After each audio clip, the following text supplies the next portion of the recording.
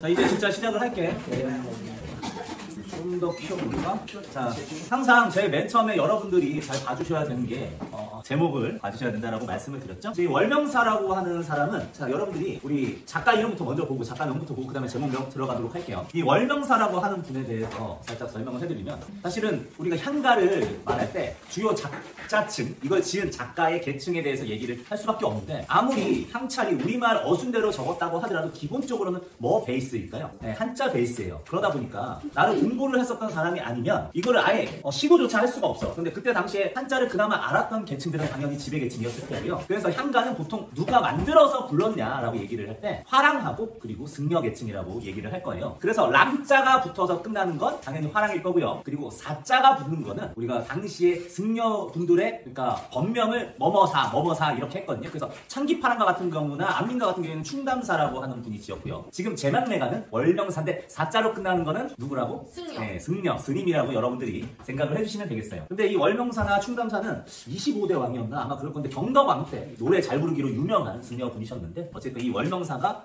노래를 불렀습니다. 근데 당연히 스님이니까 어떤 내용이 들어갈 가능성이 있을까? 어떤 색채? 네, 불교적 색채가 들어갈 가능성이 있습니다. 자, 여러분들 이 제목으로 한번 넘어가서 보도록 할게요. 이게 제망매가인데 당연히 가짜는 노래라는 얘기고요. 무슨 얘기냐? 망매, 잃어버린 누이를 제사 지내면서 부른 노래다, 이렇게 생각을 해주시면 되겠어요. 오케이? 아, 그리고 여러분한테 하나 물어볼게요. 여러분 혹시 이런 거 헷갈린 경우 없었니? 나는 헷갈리던데. 누이라는 말 들어봤죠? 누이가 누나일까 누나일까?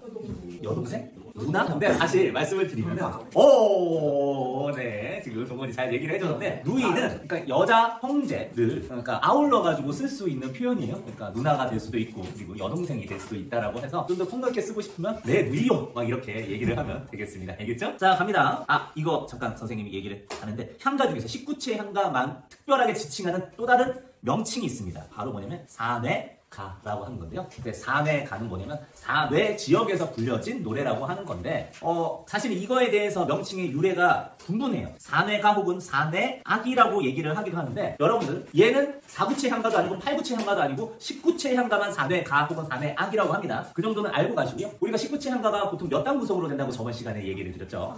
네, 3단 구성이라고 말씀을 드렸는데요. 그러니까 대부분이 뭐뭐뭐 이렇게로 3단 구성이 된다고. 몇 줄?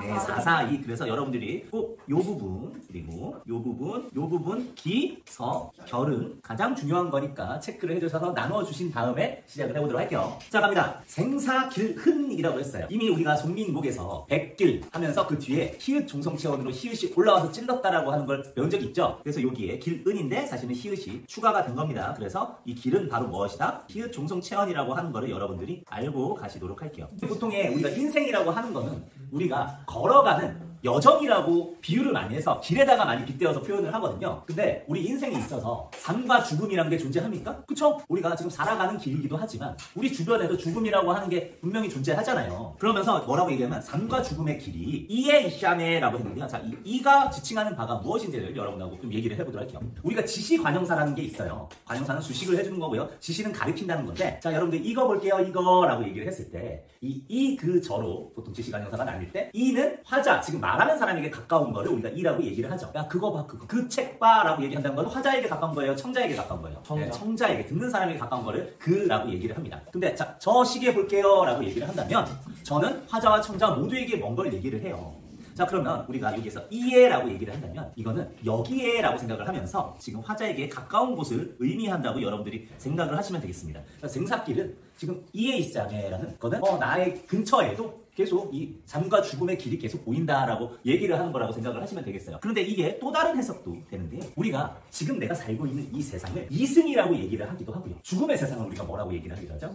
저승이라고 얘기를 하기도 하죠. 그래서 요거는 이승에라고 얘기를 하면 되겠습니다. 그래서 두 가지 해석이 되는데 사실은 어느 해석을 선택한다고 하더라도 해석이 크게 달라지지는 않아요. 그러니까 삶과 죽음의 길은 여기에 있음에 혹은 이승에, 이 세상에 있음에, 근데 머뭇거리고라고 얘기를 했어요. 머뭇거리다는 거는 우리가 어떤 행동을 단호하게 확신에 차서 행동하는 것이 아니라 주춤 거린다는 거예요. 예를 들면은 사람에게는 누구나 소중한 인연이 있죠. 뭐 자녀가 될 수도 있고 부모가 될 수도 있고 뭐 친구가 될 수도 있어요. 그런데 그 중에서 누가 죽어가지고 헤어진, 즉 사별을 할 수밖에 없는 상황이 됐다고 하면 여러분들이 물론 죽어서 당연히 보내줄 수밖에 없지만 이게 보내기 쉽겠어요.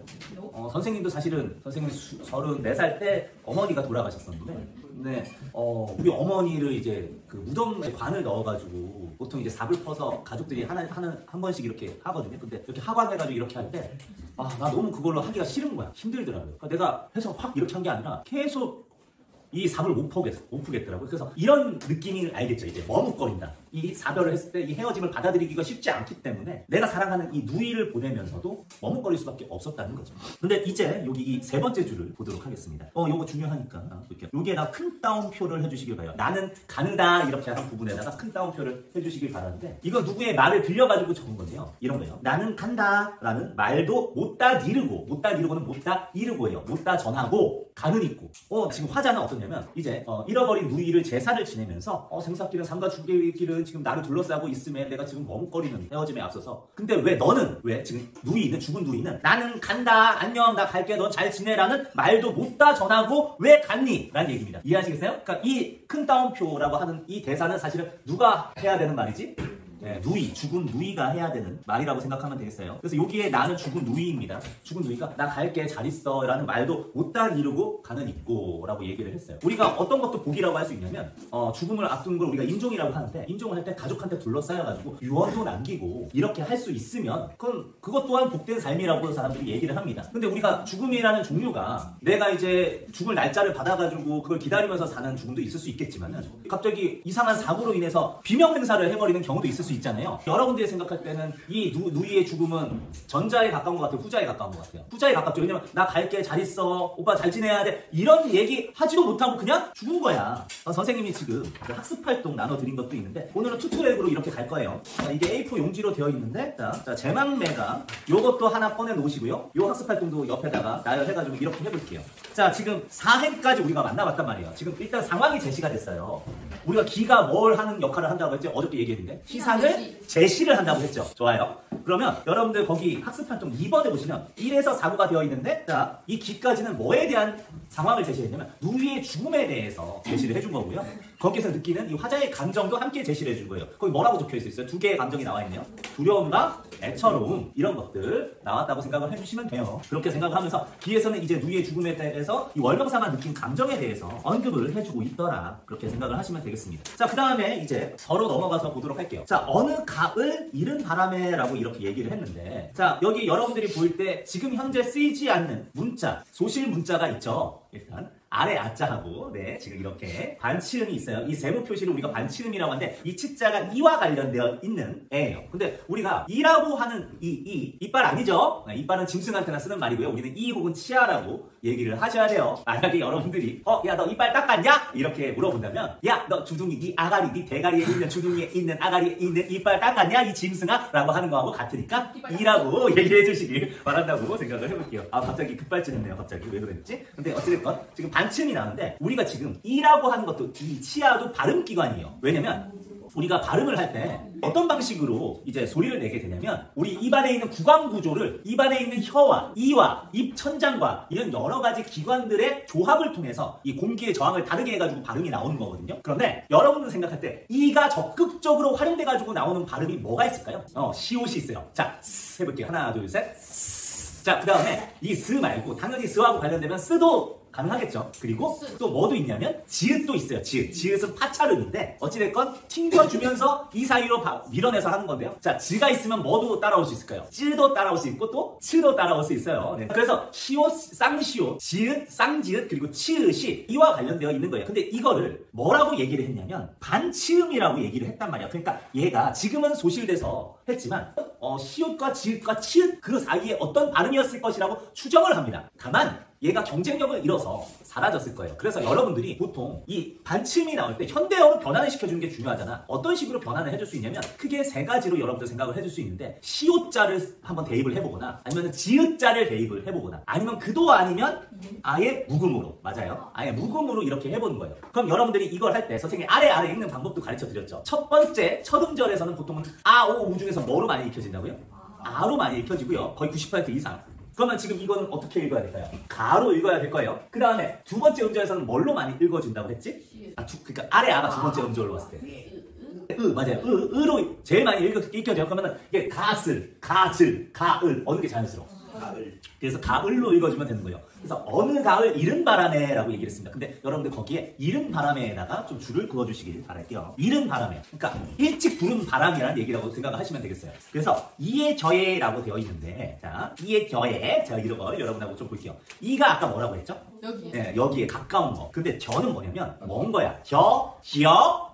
우리가 국외음화, 담보음화 돼가지고 이거는 보통 저라고 생각하면 되겠습니다. 그래서 이에 저에는 뭐냐면 여기저기 라고 생각을 하시면 되겠어요. 알겠죠? 여기저기. 또 얘도 남았네. 이거 뿌뜨러딜이 아니죠? 네. 뜨러딜. 이 뜨러딜은 떨어진. 네, 떨어진. 여기저기 떨어진 잎은 잎입니다. 잎 갓은 뭐뭐 같이예요. 직유법을 할 때 예전에는 뭐뭐 갓 이렇게만 얘기를 했어요. 이에 저에 뜨러딜 잎갓을 그냥 직역을 한번 해볼게.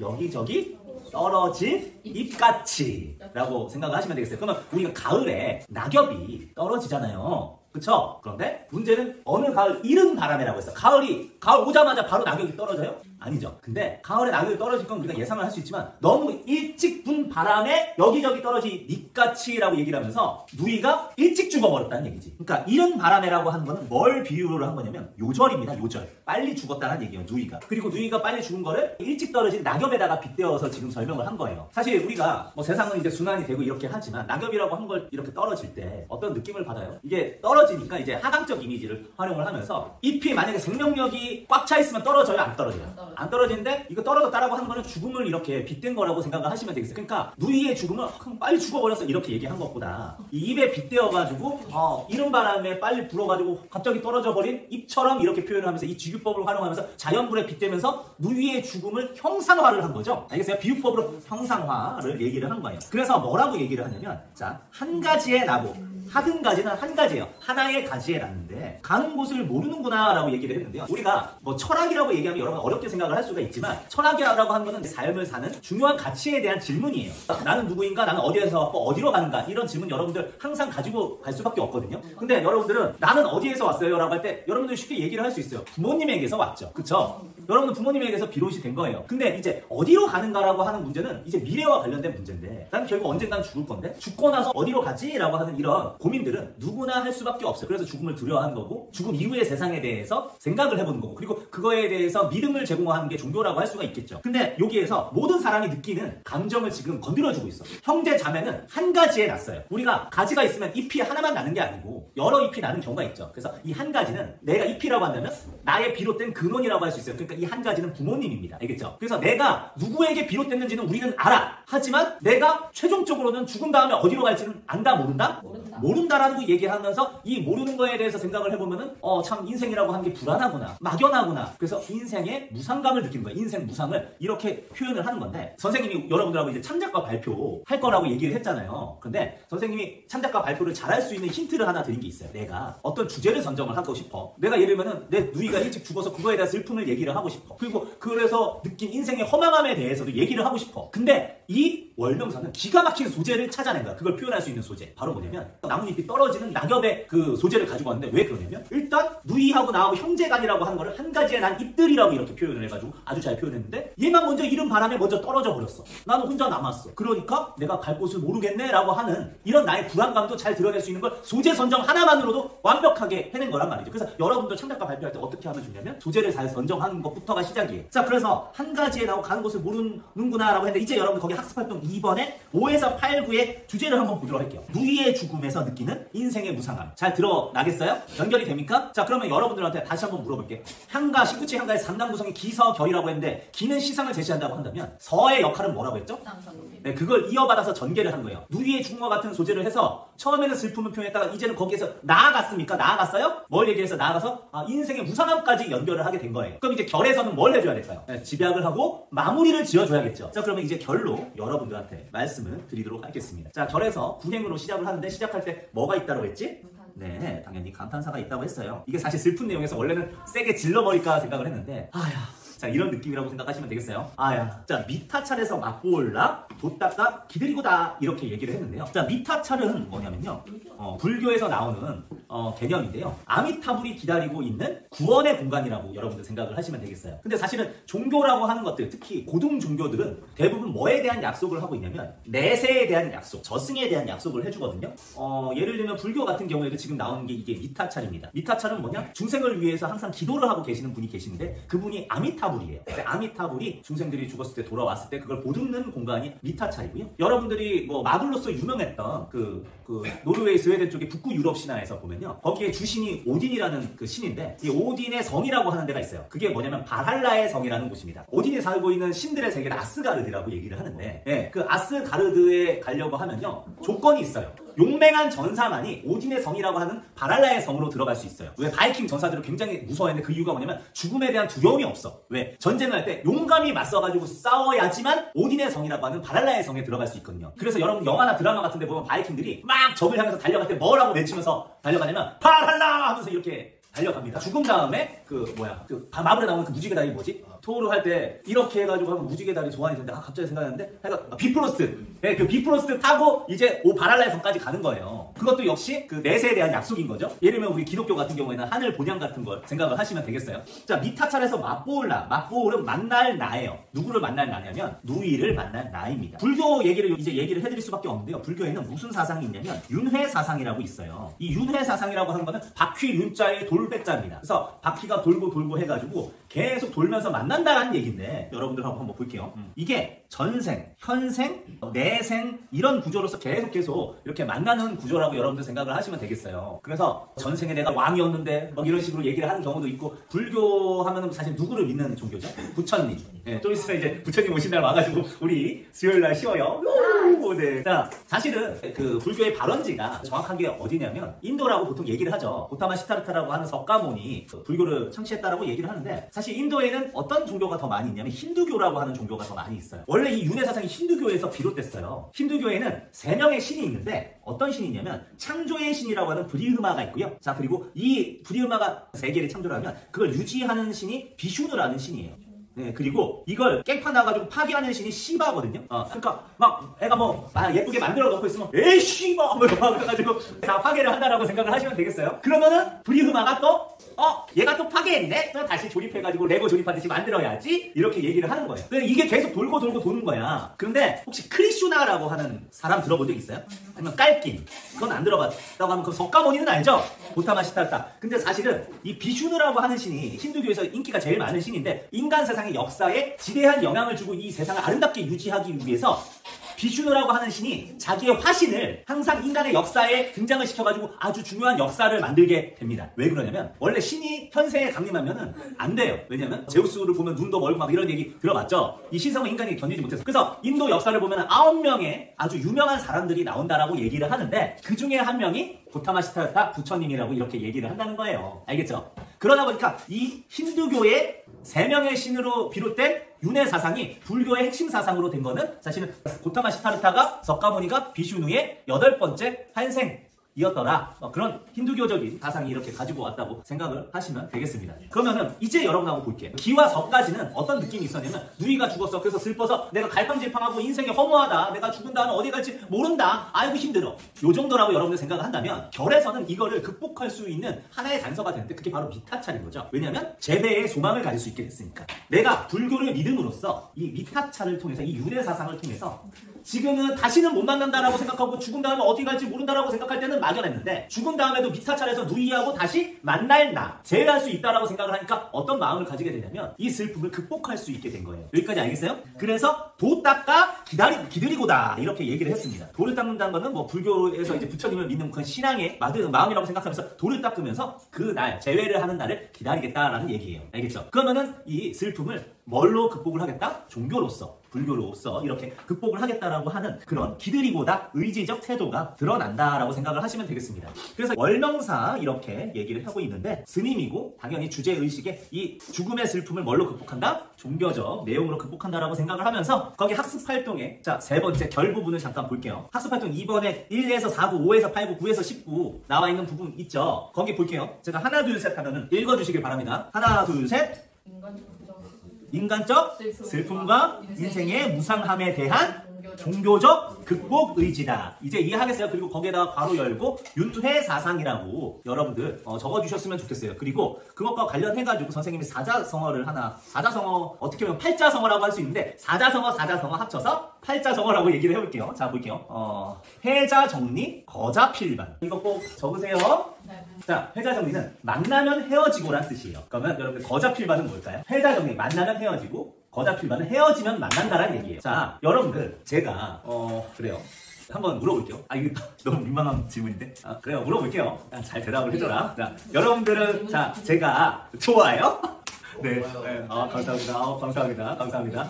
사실 되게 오글거릴 수 있는 질문인데 여러분들은 제가 좋아요? 이렇게 물었을 때 네라고 이렇게 얘기를 해주셨어요. 감사합니다. 근데 아무리 좋다고 해도 이 수업을 끝내지 않고 오늘 금요일인데 주말이 이제 기다리고 있는데 못 가. 좋다고 했으니까 못 가. 그래서 막 이렇게 한다고 지금 어느 한 분이 굉장히 고개를 격하게 저었어요. 예, 막 눈빛 흔들리면서 고개를 격하게 저으셨는데 그래요. 저도 싫어요. 자, 이렇게 말씀드린다면 만남이 있으면 반드시 뭐도 동반이 된다? 헤어짐도 동반이 될 수밖에 없어요. 그게 뭐예요? 인생의 진리예요. 저 20분에 저 문 열고 나갈 겁니다. 알겠어요?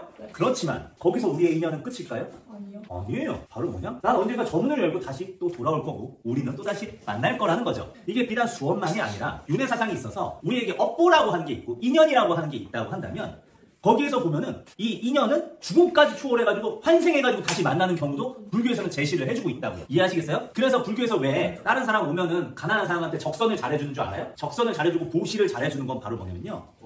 맞아. 내가 현생에서 했던 이런 나눔의 그게 내 업보로 다시 돌아와가지고 내가 다음에 부활을 했을 때, 환생을 했을 때 그게 영향을 미친다라고 하는 불교적 관점이에요. 맞아요. 윤회사상 이렇게 생각을 하시면 되겠습니다. 그래서 회자정리 만나면 헤어지고 거자필반 뭐다? 헤어지면 또 만난다라고 얘기를 하는 게 지금 이 마지막 결구의 주제의식이 잘 드러나 있는 사자성어 합쳐서 팔자성어라고 여러분들 생각을 하시면 되겠습니다. 알겠죠? 자, 그렇게 얘기를 하면서 여러분들하고 자 남은 시간 동안 학습활동 잠깐 더 보도록 할게요.